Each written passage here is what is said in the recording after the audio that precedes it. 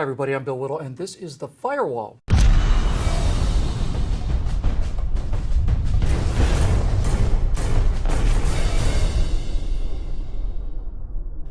Well, certainly it's not going to come as breaking news to anyone that there's a lot of political discord and division in America today.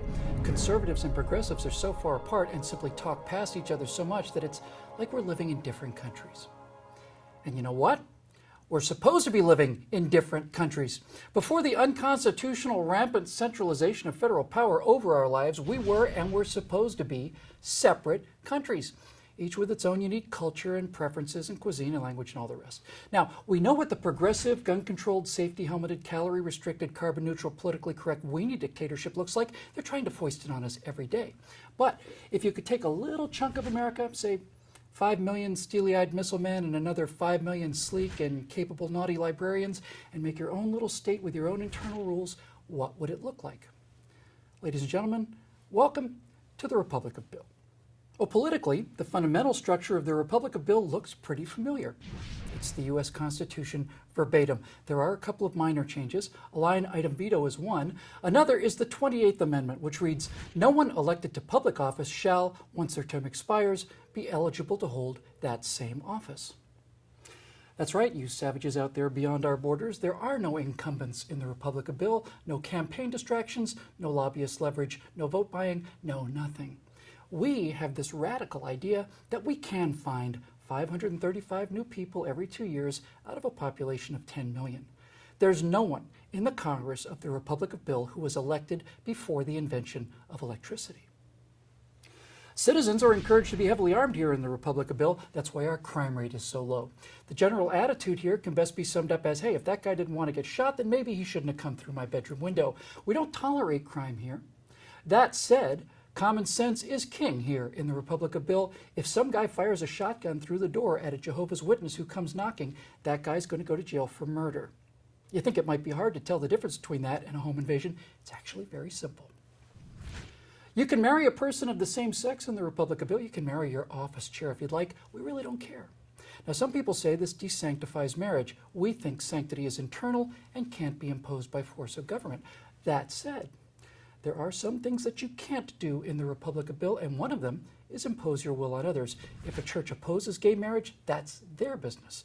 And in the Republic of Bill, you can't make them do it, and you certainly can't make them accept it. Now, in a similar vein, we believe very strongly in private property here in the Republic of Bill. That means if you own a restaurant and you want to hire only 6-foot-tall albinos, that is literally your business. It also means that if you don't want to serve peg-legged Arabs or lesbians or conservatives or gays or just me, that's also your business. What we find, though, is that bigots are dirtbags. No one forces them to close their businesses. Most people just don't give them their business, and they end up having to close on their own. It works out really well, actually. Now, of course, that's for private property only. Public services are utterly colorblind, and racism of any kind is simply not tolerated. Our economy is humming here in the Republic of Bill. We have a few reasonable regulations for safety, and that's about it. And we have a lot of energy in the Republic of Bill. Oil, natural gas, and just boatloads of clean, safe, powerful thorium reactors. We're actually thinking about air conditioning the entire outdoors. Education and healthcare are very, very affordable in the Republic of Bill, and there's a simple reason for that. It's because we treat education and healthcare as commodities, because that's what they are. Our schools compete for your children, and that means they are incentivized to have high test scores and low tuitions. And a 2-cent aspirin in the Republic of Bill costs 2 cents, not $20. That's because people pay cash for the small items, and doctors and hospitals show their actual rates and their customer ratings. They buy stop-loss insurance for the big-ticket items. How can people afford to buy their own health care and education here in the Republic of Bill? Well, they can shop around and get the best value with all the extra money they have, because income taxes in the Republic of Bill are 10%. You do your taxes in 3 minutes, 10%, and everybody pays. We don't keep taxing to pay for the government. We get as much government as 10% buys. Now, of course, if you want to pay for public radio, the Republic of Bill Endowment for the Arts, the Republic of Bill Superconducting Supercollider, a government-run retirement plan, any of that, well, you certainly can. You get a pull-down menu when you do your taxes online, and you can earmark whatever additional funds you want to pay. And that's where the money goes. But the 10% buys what the government is supposed to do. defend the republic, and build some roads. You want a bigger government than that? Knock yourself out. As it turns out, about half of the 10 million residents of the Republic of Bill want a space program, so they pay $10 a month extra in taxes. That's $600 million a year.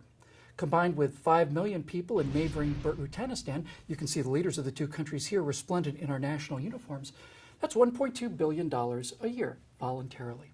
With a space program run by engineers and test pilots rather than politicians and bureaucrats, $10 bolts cost $10 and not $500. We expect to have a permanent presence on the moon in 6 years. Well, we hope you enjoyed your brief tour of the Republic of Bill. You're welcome to stay. We love hard-working people. The registration forms for legal immigration are on the counter. They're printed in English because that's the official language of the Republic of Bill. We're happy to help translate them into Spanish or French, Mandarin, Russian, Korean, or anything else, but we do business in English. The rules here are pretty simple. Don't be a jerk and mind your own business. It's printed right there on the money. Don't be a jerk and mind your own business, along with a cutout of a profile. It's not a picture of me or any other politician. The profile on our money could be anybody. That's the profile of the common person. That's your profile. Welcome home.